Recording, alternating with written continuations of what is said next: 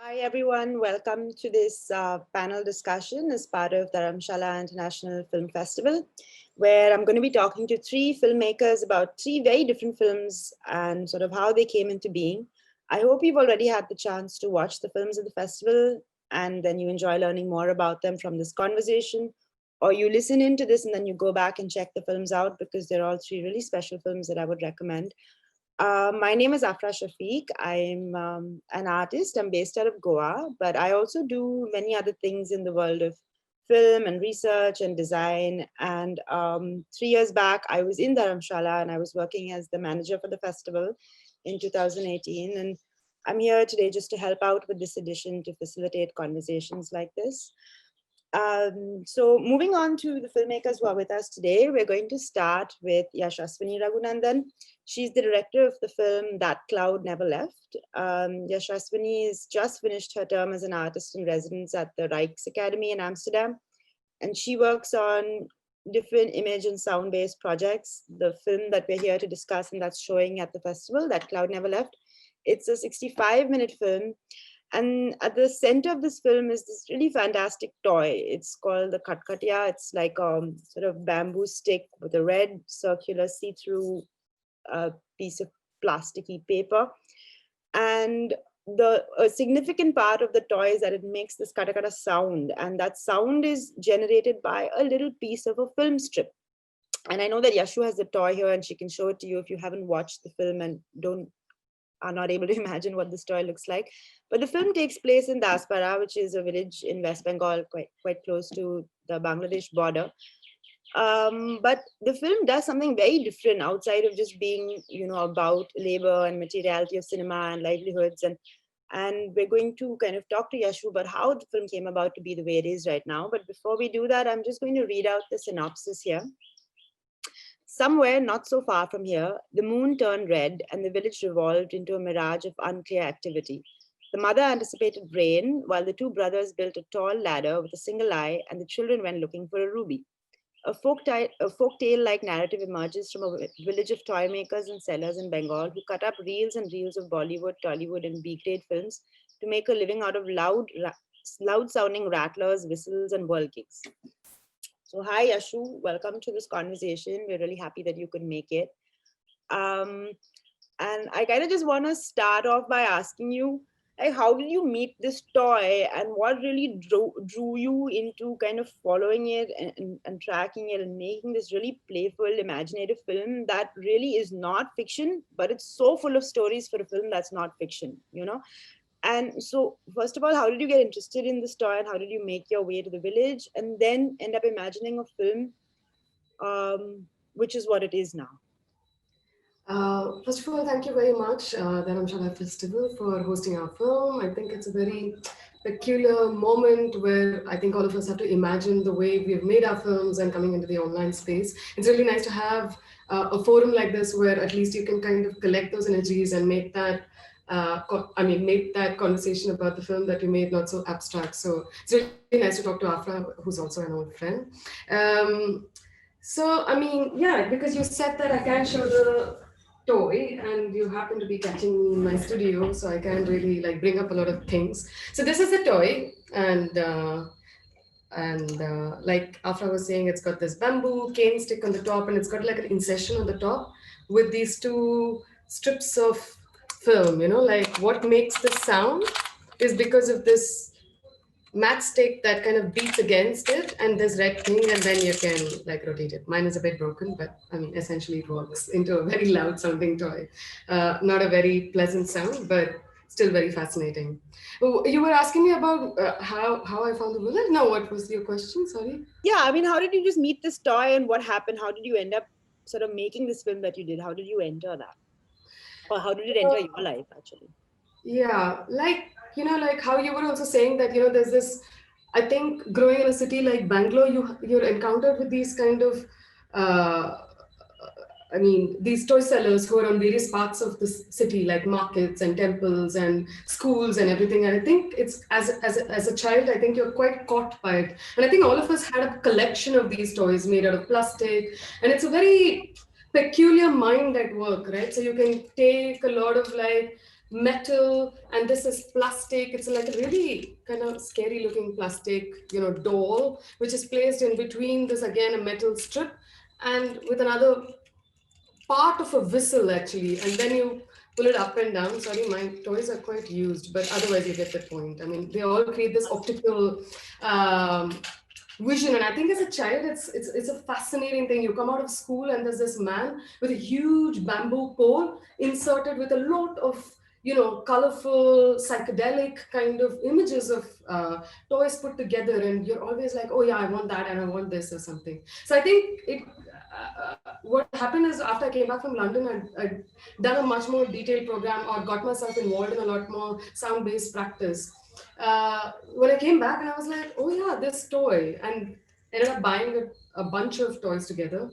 And then on a closer observation, you were like, what's making the sound is a 35 millimeter film strip of Bollywood, Tollywood, and B grade, and all kinds of films. And when you buy a bunch of them together and kind of disintegrate them, then it's like a set of films. And you're like, who ended up thinking about this? So after talking to a lot of toy sellers, I figured out that all of it reaches to one district in India, in West Bengal, called Murshidabad. And in Murshidabad, there were only like two, three brothers. I mean, that village was the only one which was still making cat putty. But Murshidabad is it's known as the second largest small scale industry in the whole of Asia. So it's one of the poorest districts in India, the second poorest district in India, and like ends up making a, a whole range of things, from fake Coca-Cola to Pepsis to CDs and covers, and a very ingenious network between Bangladesh, China, and India, where a lot of plastic things are assembled together.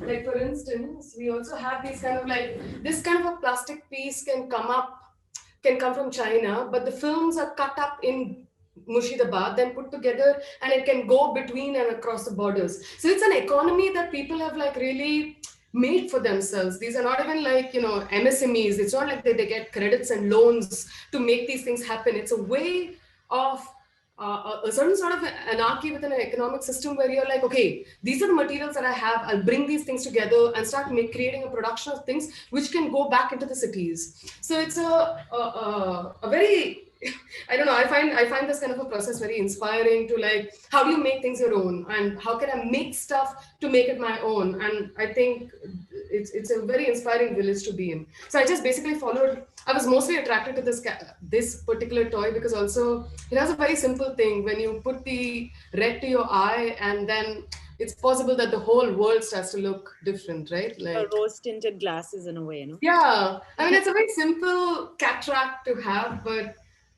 reason enough to, like, I don't know, make a longer journey, I suppose. So yeah, I just followed the toy, found a bunch of people who were making it, and hung out to make the film. Yeah. Yeah, and I get why that can be so compelling. And you see in the film, very much the toy is kind of leading it, right? It's always at the center of it, and not in a very, I mean, of course, you see the toy being made and the process of it or whatever, but you're also kind of seeing the world through this red, or this idea of spinning and rotation. It's in the air. But apart from that, this thing that you're describing about the village, about Mm. it being a space of innovation, Yeah. that's so much a part of the film, in the way it feels like everybody is playing for this film to happen. You see the playful energy, not only in the kids in the village or the young people or whatever, but even in your own crew and the energies that bring, right? So it's like everybody is kind of fabricating stories, making things up, and it's almost like flashes of these little films that you take out and see, then you see a flash of a story in the village. So I feel like the structure of the toy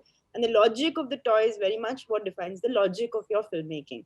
And yesterday, when we were speaking a bit about how did you end up kind of achieving something like that, and me naively thinking, for example, your blood moon eclipse was just like one of those happy documentary coincidences, but then you told me about how it's something, I mean, it was a lot more carefully crafted, and you were telling me a little bit about this thing of prompts, and I want you to share a little bit about how that evolved, for you, that process, and then how you kind of worked as a catalyst to make that come forth. Yeah, I think the reading of yours, or the meaning that you're trying to form from watching the film, is pretty much the logic of making this in a way. So I mean, I'd spent 2 years before this particular shoot. I mean, what we ended up doing is that I knew that there was 27th of July was the blood moon, the longest lunar eclipse. And I think the eclipse was a fascinating uh, idea, I thought. Like, because, I mean, I thought a lot. I mean, after staying in the village for 2 years, I was like, there is this whole research that you do, right? As a pretty, I mean, a documentarian kind of a method of like being with the families, finding out what their daily lives are, what their routines are, what, how the economy of this kind of a thing can function through. And then you recognize that you also reach a point within the conversation between the community and the position that you're in to like understand that actually there's a lot of play that can happen. And somehow, despite the fact that you spread yourself really wide, you can come back to a very central thing. What fascinated me was the story. Now, how do I make a film that can still be held within the body of this toy? And I was like, actually, the eclipse is a fascinating thing because it's also when the earth is kind of obstructed from seeing the moon, which is pretty much what you do with this kind of a toy. So I was like, we'll give ourselves more obstacles, which is also a game playing thing. So 20 days before the shoot that we would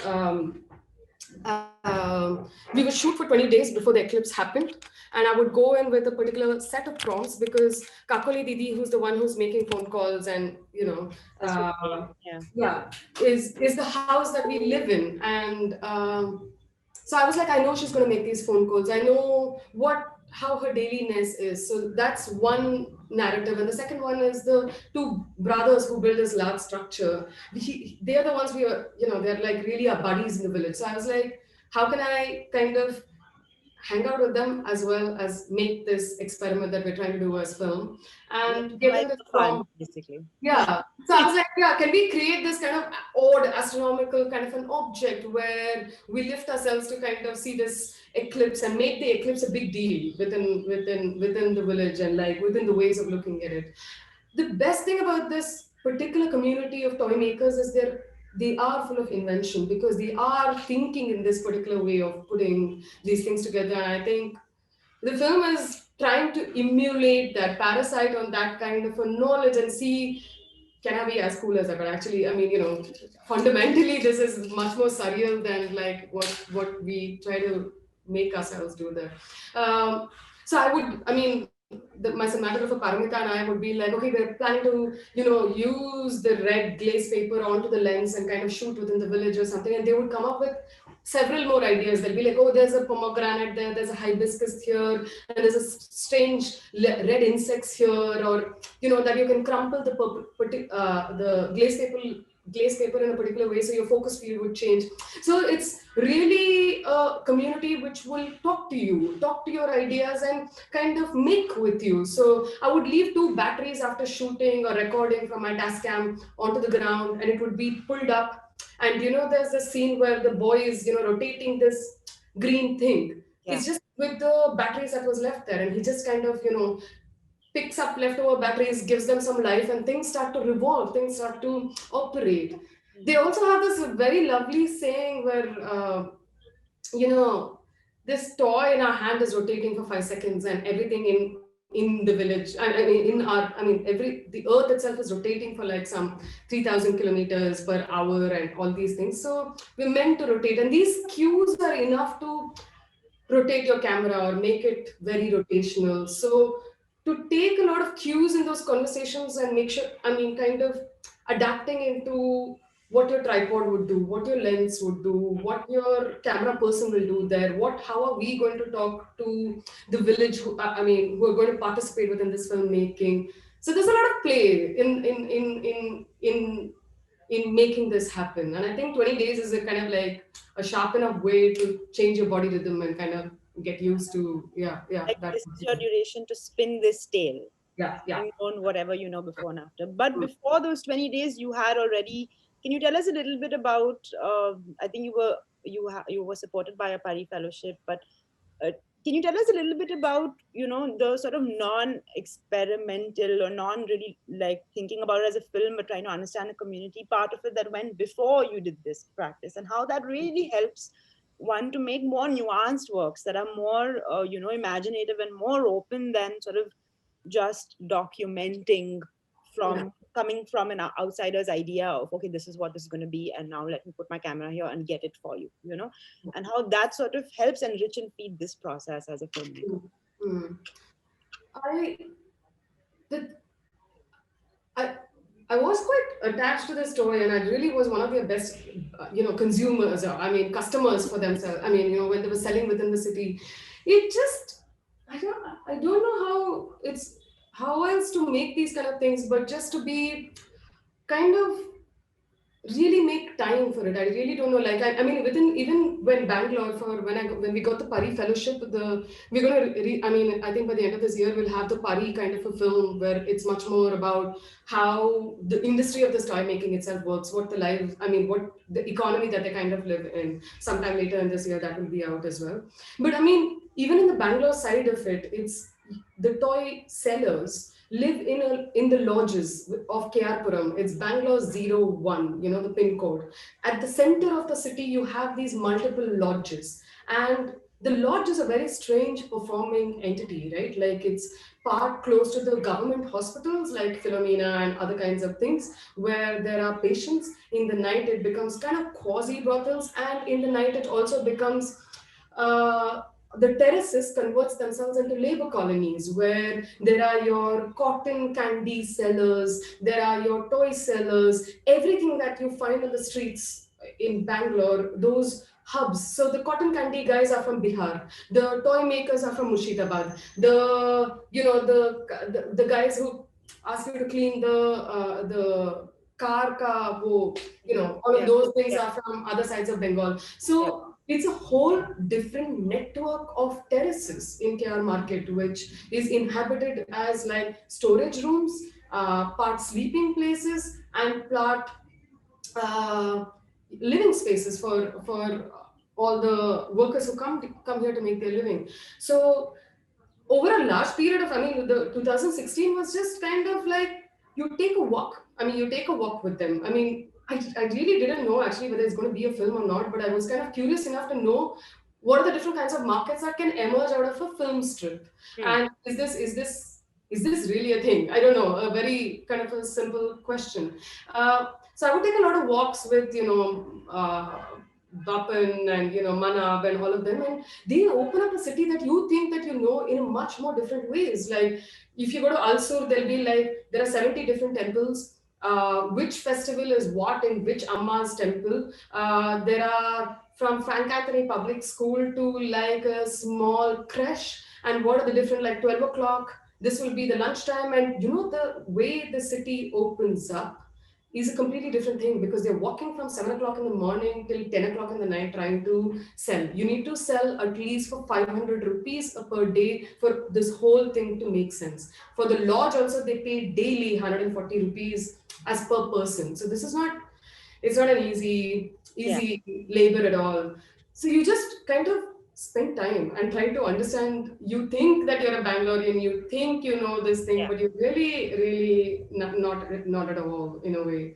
So it's all that spending that can allow you the flexibility of also fictionalizing or fantasizing or experimenting. I for myself, I would be very nervous to kind of make the jump of just experimenting without knowing the intricacies that go into the lives of the people. I mean, also a large part of making this is so that I to learn to be humble and to know, not so much that I really can do something or whatever, expose that skill set or something. yeah. It's not fun at all to do only that for myself.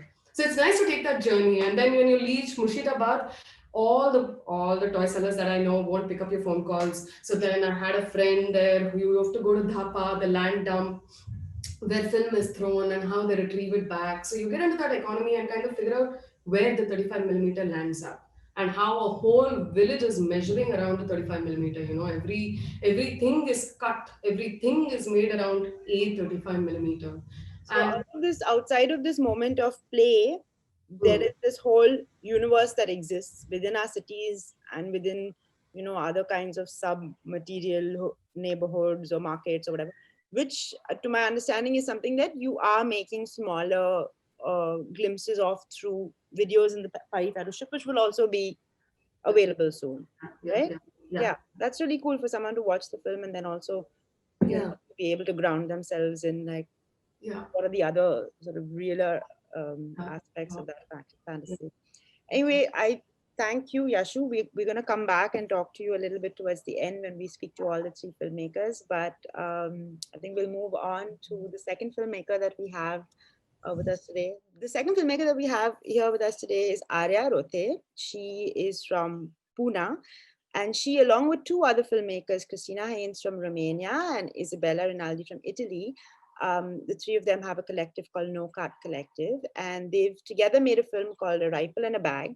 It's an 89-minute film. I'm not going to introduce the other two filmmakers because they're not here with us today, but Arya is a graduate from Dark Nomads, and before Dark Nomads, she studied at FAMU, the National Film School at Czech Republic. And I'm also going to just quickly read out the synopsis of Rifle in a Bag. It's an 89-minute film. Somi and her husband Sukhram met and fell in love while fighting in the Naxalite Commando, the Maoist guerrilla that has been fighting since the 60s for the rights of the tribal communities of India. A few years ago, they deserted the movement and surrendered in front of the police. They live in a settlement they built with other former comrades. Their social status of surrendered Naxalites is compromising the future of their two children. They want to give them the best education possible, but that comes with high risks. The film shows their attempt to escape this dead end while exploring their controversial past. Thanks, Arya. I'm so glad you could make it here to talk about your film. And I just really want to start out by telling you how much I liked Somi. I mean, she's just such an amazing person. I fully fell in love with her while watching the film. And she has this really strong, open energy, which I felt like it matched the energy of the film. And the film, after a point, seemed to me like your camera was almost like a, a listener who is not in a hurry and who didn't have an agenda, who is just there to sit and listen to you. So, like, whether you're sitting by the fire or you're sitting in her home or you're witnessing her sort of conversations with all of these officials that you never really see, or whether you're watching her playing with her child at the riverside, the camera was just there and waiting and really like listening out to what is it that she wants to share about her life. And I just want to know, um, how does that kind of intentionality work into the film? I mean, you did share a little bit about how you met Somi and how you all felt quite taken by her, and then how much of sort of thinking together you'll have to do to say, okay, this is the kind of film that we want to construct about this kind of person. But can you tell us a little bit about how you made that happen? So first of all, thank you for inviting me and the film for this year's edition and to this panel. Actually, it was a quite deliberate choice to film the way we have filmed the film. That one of the first things was that before we started rolling, we could hang out with Somi, we could talk with her a lot. But then after that, once we started rolling, she was mostly speaking either in Madia or Gondi, one of the tribal languages. So we had no idea what was being said. So we wanted to just be patient with the camera and see what was happening in front of us. We are also big fans of not cutting, no cut. so, so it kind of came to us in a way also naturally, and also it worked in this film particularly because we wanted to just be there, be present, but not really interfere too much in a way. Yeah. And also because of the fact that they kind of live in the settlement. So in a sense, the outside world seems sometimes very far away. And you're not in the remoteness of the forest either, but you're kind of stuck in this flux, in this in-between zone. And I feel that there was that kind of way in which the film was constructed. It felt like, sometimes you felt restless because there was so much, there was just those limited places in which you were present and you were there. But actually it was just, that is the limit of where the life happens, right? apart from, of course, the child going out to the outer world. And only when the child goes out to the outer world, you're actually looking at him. I mean, there's a scene in the classroom where the camera is watching him and he's kind of lost, right? Like there's a language that the other children are speaking and they're having like a good time saying like, ha, hum banenge jawan or hum banenge whatever. And he doesn't know what's going on, and you feel so like almost how Somi would watch him. There is a gaze of love and there's a gaze of like, oh no, this poor kid, like I hope he's okay. And you're looking at him with a lens of love. So um it's quite special to be able to manage that, in a film. And I want you to really tell us like how, I mean, apart from coming with your own feelings, how does really one do that as a filmmaker? What are the ways in which one can make your film that, open to the people who are in it, right? It's you never feel like the people who are in the film are being um, represented in the film. You feel like they are showing themselves to you. It's like this. I don't know if there is one way of going about it per se, but for us, it was three of us working together. We found Somi together. So we always went there not as a crew, but we went as a team. Like we all did the film together. We are co-directors, we are co-producers. It's really like our first baby in a way. And we have collaborated in the past also. We studied together for 2 years. So there was a mutual understanding amongst the three of us. And then Somi also being our age, it was very easy to bond with her. So somehow, I think when you work in a collective in its true sense, sometimes you can achieve intimacy that otherwise is very difficult to achieve. Like I think we were able to be this intimate because all of us were equally invested in the film in some ways. Like so. I think that is one of the reasons. The shot that you particularly talk about, we actually wanted to also show it to Somi because she was not able to come to visit her son at the point of time. She was pregnant and there was a lot of things happening. So maybe that's why it feels like Somi's watching him. Yeah. But yeah, and I do feel that a lot of times as a director, sometimes we go with our preconceived notions. That when I went to the place for the first time with Isa and Christina, of course, we had a particular knowledge of Naxalites and then the surrendered Naxalites. But I always believe that once you meet a character that you can resonate with, you have to kind of shed it. And if I'm not curious about what I'm about to explore in the film, and rather than that, if I decide to be assertive with my preconceived notions, then the film tends to go towards propaganda, which is not what we wanted at all. So it's also a lot about what Somi wanted to tell us. So a lot of the film actually focuses on her as a mother. There is a gaze of the mother because Somi felt stronger about being a mother and the present that she was living than the past of hers as a surrendered Naxalite. So the past does create a huge impact on her future, on her present and the future of her kids.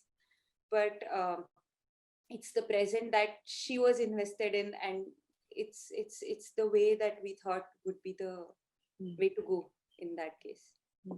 I'm going to quickly ask you just one last question, and that is about, so the sort of primary thread that emerges in the film is the struggle for the caste certificate, right? Which is also the most bizarre sort of circumstances. And we know that this is not only one family struggle, this is a systemic problem. But was that something that was kind of the main thread that you were following even while filming, or there were other sort of things that you were exploring, and then later when you came back to look at the material, you felt like this would be, because it almost it almost becomes like, I guess it's an obsession for her also at that point, right? But was that always like, when you already began the film, did you already know that this was going to be one of the main focuses of the film, or it kind of came later on? No, we didn't know early on in filming that this would be one of the big crises, but it immediately erupted. Like as we started filming, and we knew like we wanted to follow it because documentation, having documents, which is a big thing in our country right now, also. is a matter of privilege, and we should know that. Like, I mean, it was then we thought that this is also that way we got to tell the story of her present without going too much in her past. That was the thing that we could focus on, and it was so relevant to them getting this caste certificate, and we managed to get it finally. So after the film was done, so we're really happy about that. So yeah, no, it was a very conscious choice. We always knew that this would be one of the driving forces of the film when we understood. Okay, great. Thanks, Arya. We're gonna just move on to talk to Hira, and then we'll come back and chat with all three of you. That was about Rifle in a Bag. And the third filmmaker that we have with us today is Hira Nabi. Hi, Hira. Hira Hi. living in Lahore, and she's made a film which is called All That Perishes at the End of Land. Hira is also a multimedia artist. She's a writer. She's a filmmaker. She teaches. She's done her BA in film and post-colonial studies from the Hampshire College, and she has an MA in cinema and media studies from the New School. Hira's film, it's 30 minutes long, and I'm just going to read the synopsis before we speak with her. A decommissioned ship berthed at Gadani, and the shipbreakers coming from all over Pakistan to break it discover that they might have more in common than otherwise imagined when they enter into a conversation.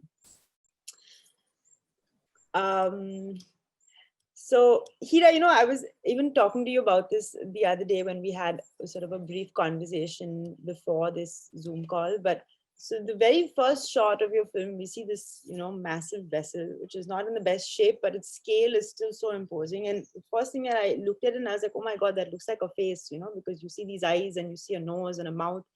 And then I didn't even read anything about the film before watching it. So after a bit, when the ship starts speaking in a voice, I was like, okay, wow, that kind of comes as a natural response to spending time with a machine not a machine, but a massive object that you start kind of looking at almost like a human entity, right? Or a person, you give some kind of personhood to it. But I'm wondering when you started working on the film, I know that you went in just to look at the Kadani shipyard and sort of more from an image making perspective.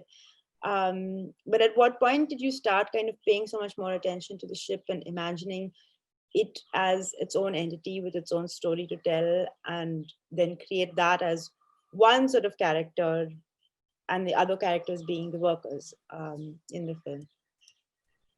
Yeah, that's a good question. It's of course also central, just so central to the film.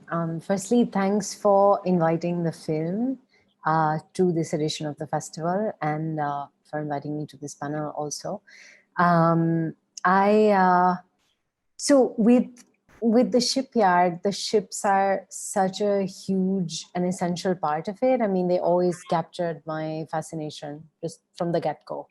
And but it wasn't it wasn't until I think sort of I'd started filming, so it was it was still early on, but it was in the middle of production, because when I was first there, I was just very interested in talking to people and talking with the laborers and talking with the yard owners and getting a sense of and a feel for what was really happening.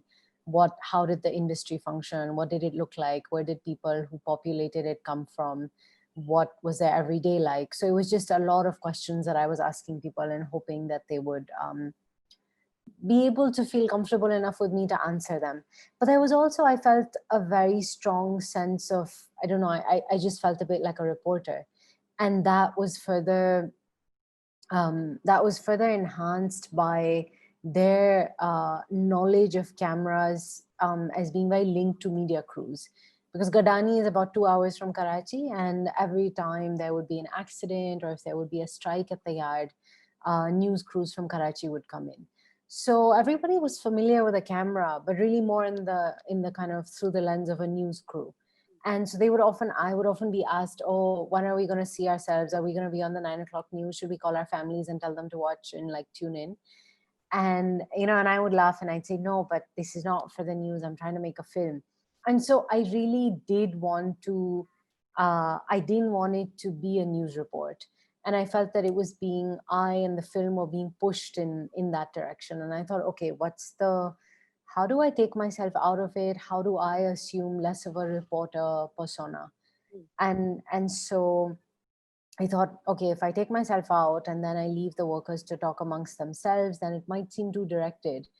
And we weren't yet that comfortable where I could just, where I could just be with them and they were kind of carrying on with their normal life. I felt that that wouldn't work either. So I thought they had to be in dialogue with somebody else or something else. And when I looked around the yard, I realized that there wasn't really that much apart from, well, the ships, obviously. And so then I thought it might be interesting for the workers to be in conversation with a ship. And after that, this other strain developed where I thought, well, the workers in the ship are both engaged in a relationship of antipathy. It's very antagonistic. They're both breaking each other down. I mean, the workers are disassembling the ship, and the ship also is, well, the ship also claims lives. There are accidents that are caused because of the activity of shipbreaking. So it's quite, they're each taking a piece of the other. And I thought, instead of this violence, perhaps it might be kind of interesting, or it might work in a way to imagine a relationship of empathy rather than the one they currently share. Because in some ways I also felt that both were drawn there or lured there or pushed there against their own will. I mean, the ship to meet its death, and the workers, as they talk very much about how they land up there because of just their economic circumstances. Yeah. But I'm just curious to know, did you at any point um, kind of air this idea with the people who you were speaking to, saying like, hey, if you could chat with the ship, what would you say? Um, was that ever as part of your experimenting with this idea? Because if one is thinking about a dialogue or a conversation, we hear very much the ship kind of raising a question, say about dreams, and then you have them responding to it. But I'm wondering, is there a curiosity about the ship from the workers? Was there ever a two-way kind of path to that conversation? Right. I mean, yeah, when I first started imagining the ship as a being, I did share this with them that, okay, well, so, say that a ship arrives, and how do you relate to that? Or can you relate to it? Or is there a conversation that you imagine having with the ship as you strip her down? As, or that you're destroying something, you're completely taking apart something that is so massive, so grand, so beautiful also in some ways. Do you ever, I don't know, regret it maybe? Or what are your feelings about that? And also we would talk in terms of, I would ask them questions and I would say, but really, imagine that it's a ship talking to you. And they would just look at me thinking, oh my God, she's crazy. Okay, yeah, sure, we'll play along this, whatever game you're playing. And in that, earlier there were some questions around this idea of beauty, and is the ship beautiful? What does it mean to destroy something of beauty? And I mean, someone said to me once, they said, well, when a ship comes, it's both a blessing because then we have a chance to earn our livelihood, but it's also at the same time, it's never free of danger. Like the arrival of a ship is always replete with danger, just from the very start of before a ship is beached, there's a communal prayer in the morning. So everybody prays for the safe beaching of a ship. And because sometimes ships, like if the tide is not high enough, or if other conditions are not favorable, it's sort of held out for a few days, waiting for the right moment to be able to beach it. And there's a lot of excitement around the yard whenever a ship is coming in. But I think also it's seen really as a kind of, I mean, I wouldn't say rival, it's not that, but there is this certain kind of, maybe like a respect for this vessel that's bringing them economic opportunities, or bringing them, a chance to feed themselves and their families. And at the same time, there's just a kind of maybe a prayer said for their own safety. just to ensure that they get through the task of breaking it down without any accidents, that it's all handled safely. So they see it in those ways. Mm. I think once or twice there've been some cruise liners that have arrived. And so that I remember somebody was telling me that once the ship arrived, and it was a cruise ship. And so when that docked, the owner of that particular vessel, he had, I think for 2 weeks, they didn't do anything to it. They didn't even start taking out some of the machinery or any of the other materials that are valuable and that I taken out at the start to sell straight to the market. They just, they'd organized, I think for 2 weeks, they'd organized some kind of system whereby people would come from Karachi and they would just go and take a tour of the ship. So it was a chance to kind of, see this fancy cruise liner, not, be a part of it on the ocean or not join the cruise, but just to see it, to be able to see, okay, this is what it looks like. This is what maybe, it might feel like. So yeah, I guess that would be maybe the closest, I think, to appreciating this the ship as a, as a thing of beauty. Yeah. I think I'll ask you one last question, but this thing I was wondering about is, we have two entities in the film. Like we have the ship and then we have the workers, and the workers are kind of clubbed together as one entity, right? Like we spoke about, I mean, you shared for reasons of their own safety and not to really get into trouble with the owners or the unions or whatever. You've chosen in the film not to really show everyone's face while they are sharing their stories or whatever. But you don't really, I mean, this thing that you're saying about them being aware of the film camera is also is obvious in the film, right? Like you have someone saying like, oh, don't look at the camera. Yeah, we know how it works. And, at some point someone says, oh, that's such a naive question, because they're used to be asked these, like, every time someone comes from outside and knows nothing and asks them the same kind of questions, right? So you see those kind of responses coming from them. You also kind of clearly, the one person kind of stands out very clearly because he has a strong articulation of workers' rights and of the idea of fairness and unfairness outside of his own personal destiny. But we don't see them as individual people. We see them as one full complete entity,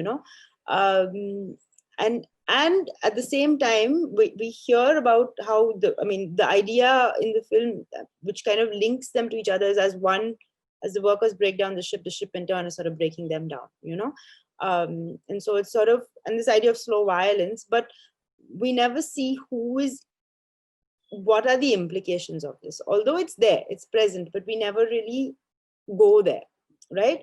So I was wondering why, like how do you still talk about the problems that have led to this thing existing without really sort of naming it, right? Mm-hmm. Okay. There were so many parts to this, because you start by talking about how the workers are anonymized in a sense, so that we don't really see them as individuals. And I'm wondering if, I should talk about that, why we don't really see them, because there's a whole host of reasons. And then we move to, of course, talking about why it's it avoids holding, maybe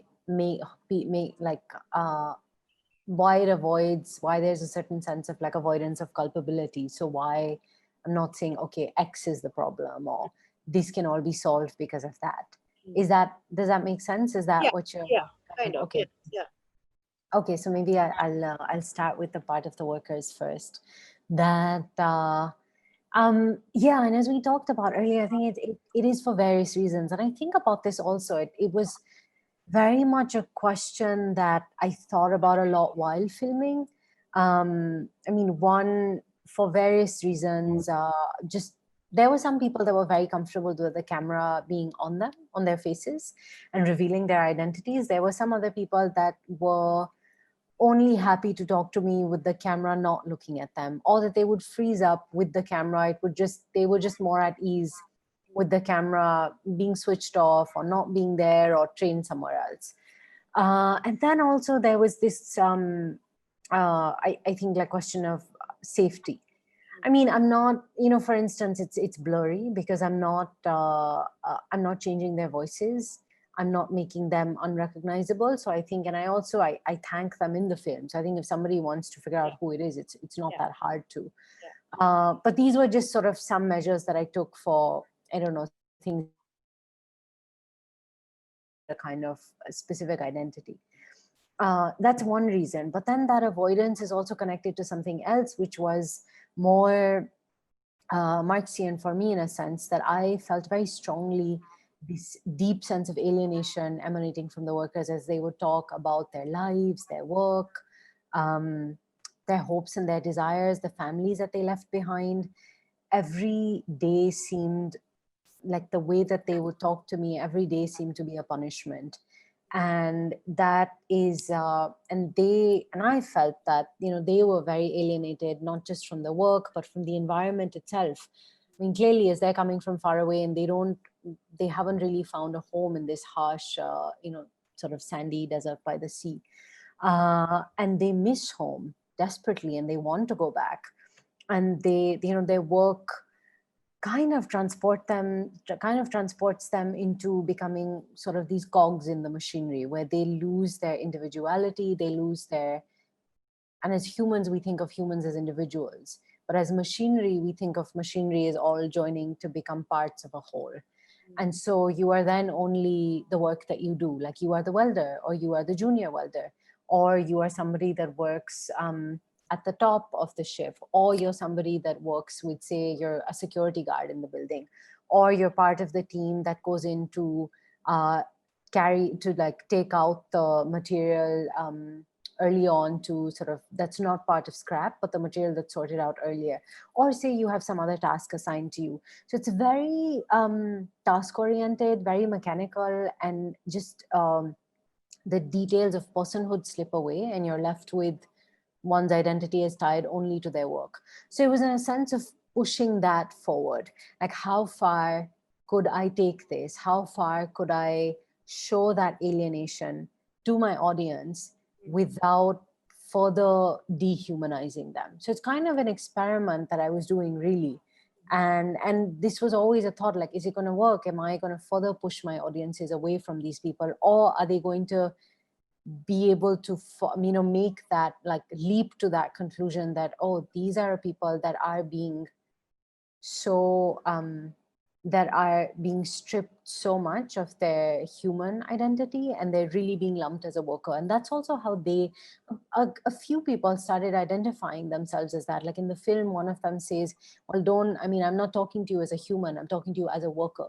So it's also an identity that's internalized by them. And some of them, with unionizing, realize also the importance of that identity.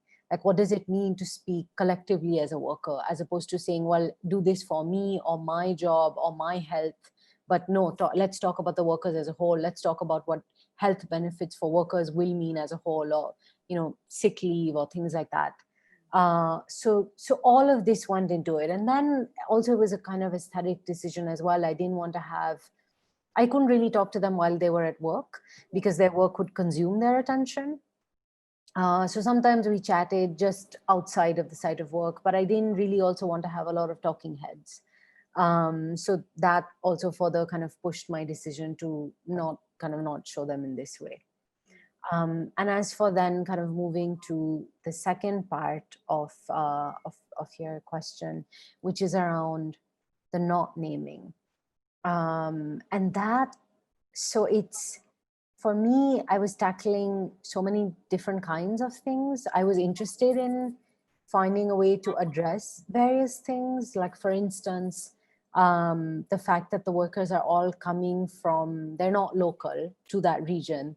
They've all migrated. That for me was also interesting, this idea of like, what does it mean to be economic migrants? What does it mean to have your home be far away and you've left somewhere for your work? That was an interesting thread for the film. Something else that of course comes up always is of course labor.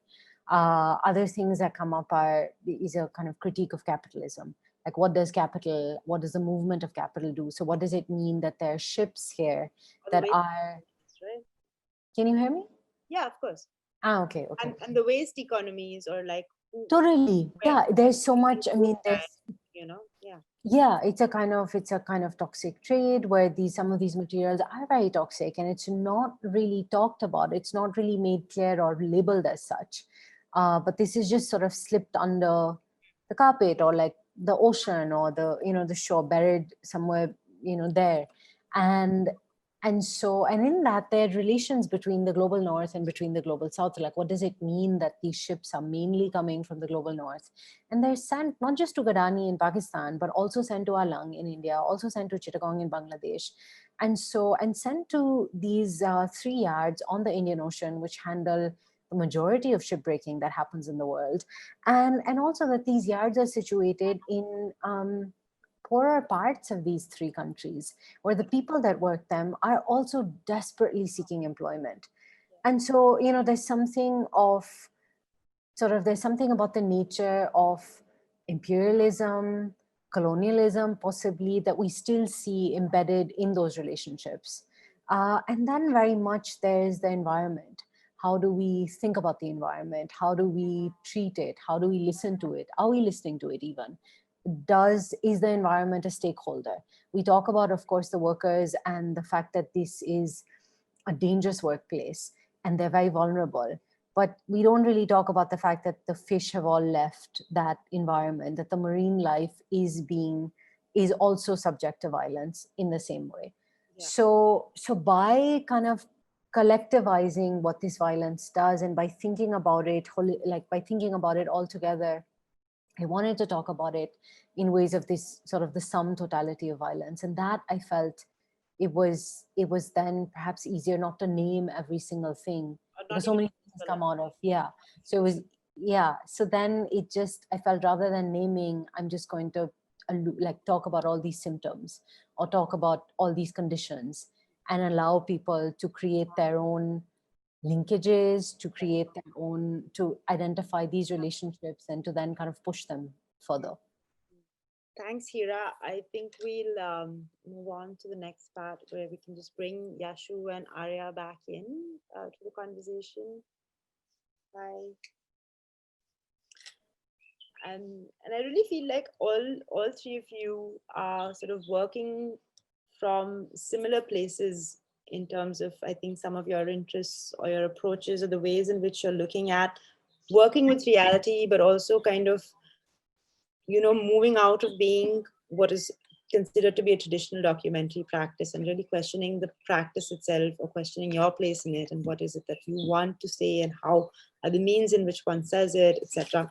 So I thought I'll just kind of start by asking you a few things, and kind of really leave the conversation open for you all to also talk to each other. But I want to start a little bit about talking about this idea of friendship, because I feel like that kind of showed up a bit strongly when I was talking to Arya, because of this kind of non-traditional way of functioning, but extending that idea to friendship, to also kind of analyzing traditional hierarchical structures of what filmmaking is supposed to be. You have this director at the top who has this vision, and then you have this crew who's supposed to make that vision come alive, right? But to kind of think outside of that, where I think, Hira, you work quite individually often because of your practice of working in other media arts, or working in solitary things like writing, or so outside of those hierarchies of functioning as one individual, who comes in with an idea or a point of view, to Arya, who you have 3 people who, and all 3 of you are the director also, and the editor, and camera, and producer, and how does that really work? And Yashu, who has like this deep sense of friendship, not only in the kind of repeated collaborations that you work with, Paramita, or go like in your previous projects and in your current projects, you'll share sensibilities and you'll share your worldview, but also a sort of friendship that you build with the people that you're filming with, and that also drives so much the way in which you film. So I just want to talk a little bit about these ideas in your work, and how you think that shapes what you do. Anyone wants to? Yeah, go ahead. Whoever feels like they want to go for it. Okay, I can go for it. It's really interesting to listen to the other people's work, and I still have to see your both films. Thanks for sharing the link, and I'm really keen on knowing the processes and similar kind of questions that Afra is talking about. With I, I think that, like, I mean, like you were pointing out that I worked with Paramita, who's my cinematographer for the previous films behind the Tin Sheets project, and Abro has edited all those films and works with me. Uh, they, with Paramita, I think it's almost like, I mean, we've studied together. We've been making films from the time that we were 18, like kind of like starting our jobs together and kind of stealing money from home and starting to make our own experiments and things. So she's very much part of, like, she knows that, like, there will be certain challenges. Like, for instance, with Tin Sheets, we had a very, like, a tripod, very formalistic aesthetic around that. With this, I knew that at some level it's also a challenge to her. Like, I'll be like, we're going to move the camera, rotate the camera, put it upside down, to kind of like see where our conversations, as also a cinephile, as well as being in the field, and what that would change the conversation between her and me, as somebody who's interested in filmmaking as a practice. With Abro, I think as an editor, I think I know I know he works with other filmmakers where the material can be a lot more, and he has a dynamic around seeing a lot of material and bringing to the timeline a certain kind of uh, a narrative. With mine, I always want to provide a little more economy. Can I make it lesser so that we can bring out a lot more things, especially with That Cloud Never Left? So I think that these conversations with your friends who are also practitioners, that you want to kind of, they're playing these kind of weird happy ghost in your brain, and then you're seeing where this goes forward. So in that sense, I think it's a very exciting, I don't know, way of growing up with them, which is very much within the field. And also, like, with yeah, because I spend a lot of time on the ground, like, in the sense, it's 2 years before I end up making a film. I'm really not sure whether I do it as a film or it's just some certain kind of, Your own. note or something like that. So that gives an opportunity to kind of like be with the community without like having all the deadlines of certain sort of a producer, a certain kind of a deadline with, like, I don't know, a film festival. I'm really out of that kind of structure at the moment, so it gives a lot of liberty in terms of finding partnerships and finding a certain, like finding, Sainath has taught me in the past, I can kind of be like, I really want to do this. Can you find me a way to do it? So I've been a bit cheeky with the producers world or whatever, and they've kind of supported it. So in that sense, friendship is a big part of it, to know a lot more about communities, to know a lot more about how your friendships are shaping. So yeah, it's exciting that way, I suppose. Like Yeah. the invisible currency for a documentary film, no? Like, Yeah. without which, like, how will it? And Yeah. how did your threesome take place? um, so as I was saying, that we actually met when we were studying together, and we were housemates, and it was always this. So we were traveling through in 3 different countries and trying to make films there. So we actually already knew that even if you don't know the language, what are the ways with which you can connect to a person? Because there are many. Mm. Like, language is just one of the way that we tend to rely on, but it's not necessarily the only way. So the next destination was that after our studies got over, we were quite scared to kind of just start films on our own. So we decided, okay, let's stick together and do it, because we knew nothing about making a long length, feature length film. And then we thought India could be a nice place to start. So right after our studies, Isa Christina came down to meet me. And then for 3 months, we were just traveling, looking for something that could inspire us. And then we met Somi in their last week. Like, before they left, we were completely broke. And then Somi somehow happened in our life. And then for 3 years, they kept coming back, and we kept going to visit her and kept on making the film. But with hierarchies, I feel that it's a norm that we created maybe to make systems more workable for us. But it doesn't necessarily work with documentaries, because you need to feel certain things when you are in a place. You cannot just go there with a camera. You're not an operator. You're actually part of the surroundings. You're part of lives of people that you are communicating with, that you're trying to explore. So actually this collective way of doing it turned out less hassling for us, that we had our own jobs and we knew what we were doing, but we could take each other's we could help each other a lot, especially when it comes to applying for fundings, doing the drill of pitching, all of these things. It's very exhausting and it's a very lonely process if it's just you who's on it. For me, I mean, it was a bit lonely. So this actually turned out to be more of a supportive environment Yeah, to it sounds, all of this, to be in this together, this experience together in a way. yeah, for someone like me who works very solitary, I feel jealous listening to these wonderful collaborations. But Hira, what about you? We don't really know. So, I mean, I know that you have a whole other practice, and film is not your only and primary mode of making. But in what ways do collaborations and what ways do sort of sharing and bringing people into your vision or a more solitary way of working, like how does it happen with you? It's well, it's nice to think about. I liked what you said earlier about friendships and film, because I think making a film also creates a lot of friendships, and it's nice when that happens. I mean, it's awful when it doesn't, because then you would just want to get out of that project as soon as it wraps or whatever. And but also with hierarchy, I was thinking a lot that with this film, I wanted it to. I mean, a lot of the time it was just. I would just go there with a camera and I would just be filming. I mean, I didn't want it to be a big crew because a lot of it was under the radar. And so I didn't want to attract too much attention to myself. So I thought, what hierarchy? It's really, I am ordering myself around, or that it's like the director is also the, the camera crew and everything that goes along with that. But I did make friends with, I mean, the film was really made with the workers union. There's no way that the film would have been possible without them. Yeah. So they became, in a sense, my production partners, or became in many ways a different kind of crew. And because they were once also cast, but then also helping to make the film.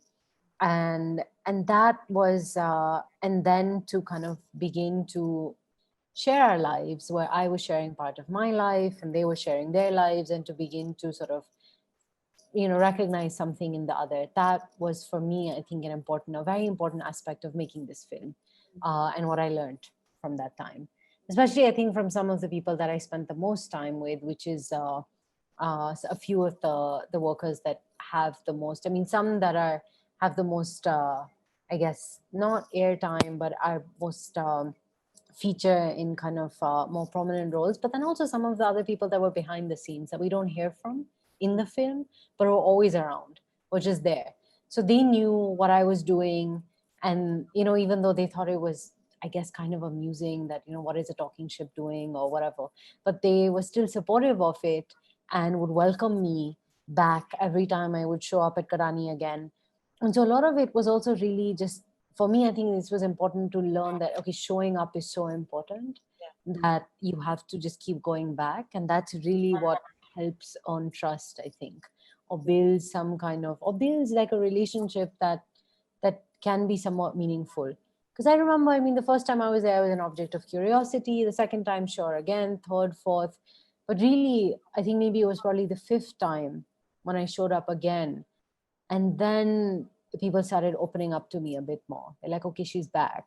What does she really want? Or what is she looking for? She keeps returning. What's her deal? Who is she? Okay, let's talk to her now and let's, try and help her and see if we can. So yeah, so that then was, I think that's when it started also becoming me in a very new and exciting, and also just, it helped me, I think, try and force myself to be more honest about how I wanted to represent them and make sure that they were also seeing what I was doing, whether it's on my laptop with terrible speakers, but just that too, they were involved in different ways, however they could be. Watching on laptop and speakers kind of brings me to this strange, time where I'm sure all of you all would have been in the mountains watching your film and eating momos, but here we are in our own houses and talking about it on the screen. And it's weird because, especially your film, Hira, you really like scale is very important in your film. You see this really massive, imposing vessel, and then the sort of, I mean, there's a scene in the film, Yashu and Arya, like the people who are the workers are kind of crawling onto a chain to get onto the film, and each link of the chain is as big as a human being.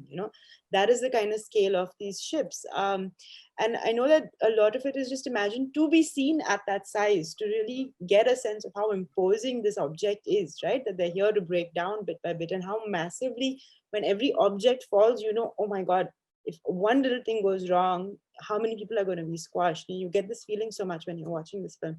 And now you don't know how people are watching your film. They're probably watching it on their phones or on whatever devices they have, right? We don't know that. But we also know that so many more people who might not have been able to go to the festivals that your film went can get access to it. So how do you guys feel about where festivals are at, and your films and the way that it's being viewed right now? And also, is it making you think a little bit about the nature of what you will make from here on, or the ways in which things are viewed? Yeah, I can start. Yeah. Well, I really hope nobody's watching it on their phone. I mean, laptop, I'll kind of like let that slide, or like a TV monitor. But yeah, as you say, it's really so much of it is about scale. Also, I just think mobile cinemas. I mean, anyway, whatever. That's another conversation. But yeah, it's been a bizarre time to say the least, that we're sharing our films in this way. And I think you're right in the sense that more people get to see it, and that's always nice to share with larger and broader audiences.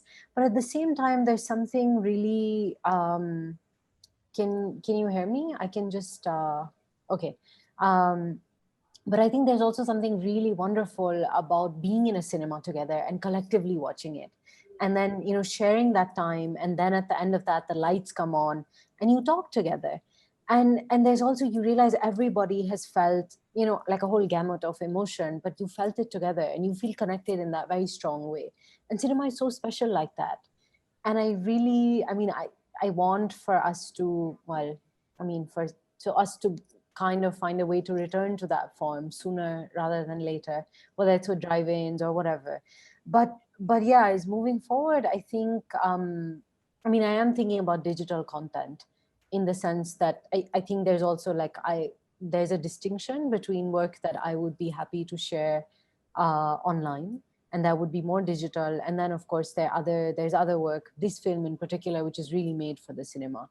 But thinking more and more along, especially, I'm interested in exploring audio and sound walks, and working more with just maybe materials that you can just kind of plug in your headphones and listen to and read with that. So yeah, so that's, I'm excited to develop something closer to that form in the coming months. Yeah. Podcasts were already the rage, but now they've reached some like other level of crescendo. But I think alternative audio would be quite refreshing for sure. Yeah. And I think similar things Yashu was also saying a little earlier today, right? About how when you go into a film and you watch it with an audience, and it's so much more real to respond to people in Q&As and talk about the film.